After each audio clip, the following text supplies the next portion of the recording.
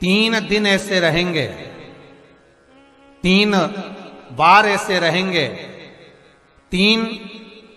तिथियां ऐसी रहेंगी, 3 समय ऐसा रहेगा जिस समय पर तेरे द्वारा निर्मित शूल को भी शिव धारण करेगा और जगत का कल्याण करेगा। 3 दिन, 3 तिथियां, 3 बार, 3 नक्षत्र, 3 घड़ी, 3 पल।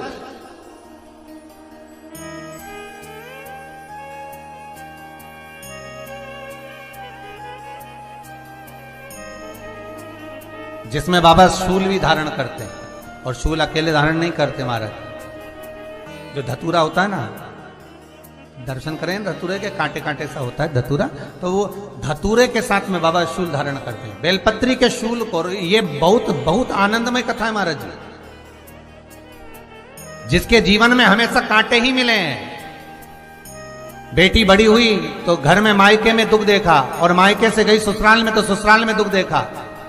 ससुराल में भी दुख देखने के बाद में भी पति को बहुत कुछ काम खुलवाया, बहुत धंधे खुलवाए, नौकरी लगवाई, पर वो पति बार बार छोड़ कर आ गया, बार बार तकलीफ भोग रहा है, बार बार कष्ट भोग रहा है। फिर थोड़े दिन काम करता है, थोड़े दिन छूट जाता है, फिर व्यापार में बढ़ता है, फिर छूट जाता है, फिर कोई दुकान खुलवाई, थोड़े दिन अच्छी चली, फिर वापस वहीं घर पर आकर बैठ गया। अर्थात उसके जीवन में वो शूलता चल रही है। तो बाबा देवाधिदेव महादेव कहते हैं, ये 3 घड़ी, 3 पल, 3 नक्षत्र, 3 समय, 3 दिन में जो शूल मुझे समर्पित करता है, उसके जीवन से मैं शूल हटा देता हूं। वो 3 दिन लिखे स्कंद पुराण।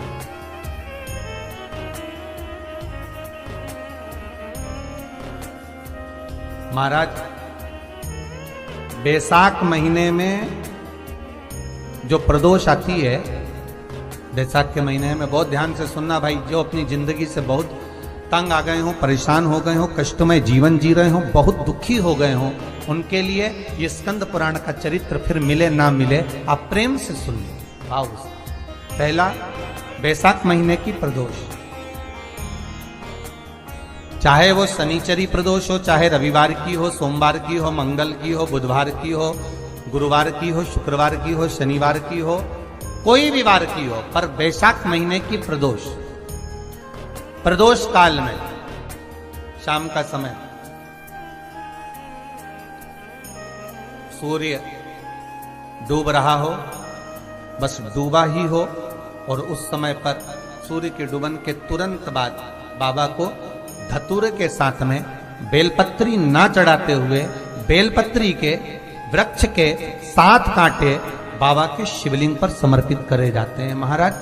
अपनी जिंदगी में अड़चनों को हटाने के लिए। फिर आप जिस व्यापार में उतरे, जिस व्यवसाय में उतरे, जिस नौकरी में उतरे, आप दिल से करें, आपको तरक्की मिलेगी। आप हार नहीं सकते, नीचे नहीं आ सकते, उन्नति पर ही चढ़ेंगे। एक वैशाख मास की प्रदोष। दूसरा, शिवरात्रि के दिन मध्याह्न का समय महाराज, जो बड़ी शिवरात्रि होती है माघ की, बड़ी शिवरात्रि के अंतर्गत मध्याह्न का समय, दोपहर के ठीक 12 बजे, चाहे फिर वो कोई भी दिन हो महाराज, शिवरात्रि जिस दिन पड़ रही हो,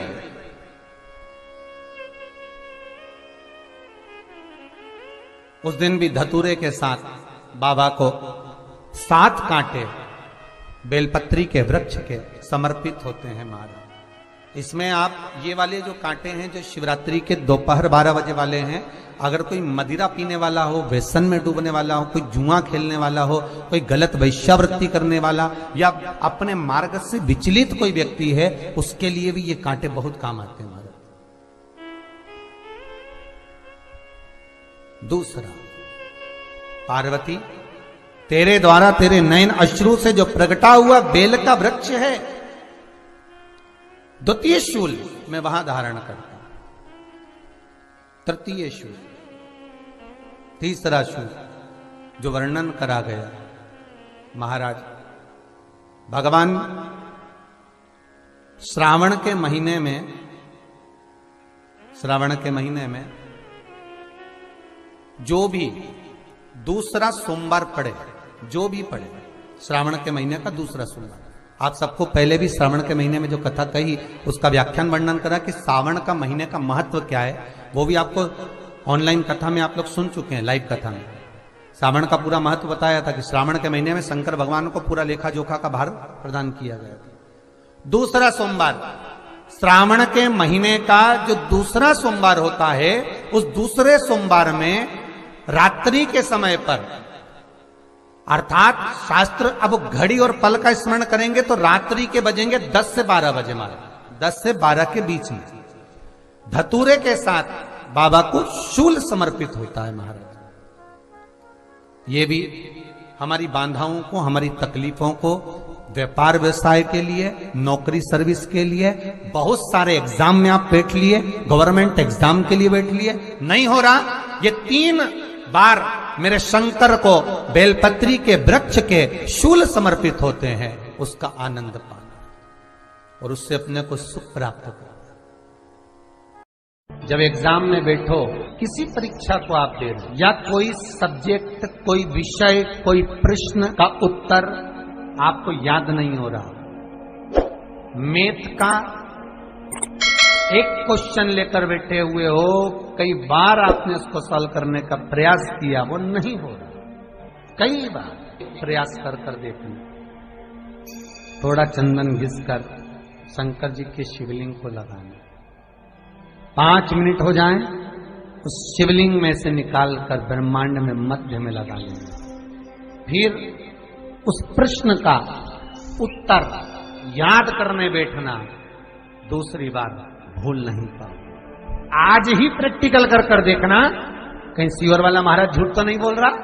आज ही करके देखो, प्रैक्टिकल जरूर करना, बिना प्रैक्टिकल के मत रहना, प्रैक्टिकल जरूर करें, अवश्य करें। शरद पूर्णिमा की रात्रि को और कार्तिक पूर्णिमा की रात्रि को गर्भवती नारी अपनी नाभि पर यदि चंद्र की दृष्टि पड़वा लेती है तो बच्चा विकलांग पैदा नहीं होता है। गर्भ से जो बालक होगा श्रेष्ठ होगा, विद्वान होगा, चतुर होगा, पढ़ने में होशियार होगा, क्योंकि ये चंद्र की किरणें जब समुद्र में उछाल ला सकती हैं तो आपके जीवन में भी तरक्की ला सकती है। जब एग्जाम में बैठो, किसी परीक्षा को आप दे रहे या कोई सब्जेक्ट, कोई विषय, कोई प्रश्न का उत्तर आपको याद नहीं हो रहा, मैथ का एक क्वेश्चन लेकर बैठे हुए हो, कई बार आपने उसको सॉल्व करने का प्रयास किया, वो नहीं हो रहा, कई बार प्रयास कर कर देखना, थोड़ा चंदन घिसकर शंकर जी के शिवलिंग को लगाना, 5 मिनट हो जाएं, उस शिवलिंग में से निकालकर ब्रह्मांड में मध्य में लगा लेना, फिर उस प्रश्न का उत्तर याद करने बैठना, दूसरी बार भूल नहीं पाओ। आज ही प्रैक्टिकल कर कर देखना, कहीं सीवर वाला महाराज झूठ तो नहीं बोल रहा, आज ही करके देखो, प्रैक्टिकल जरूर करना, बिना प्रैक्टिकल के मत रहना, प्रैक्टिकल जरूर करें, अवश्य।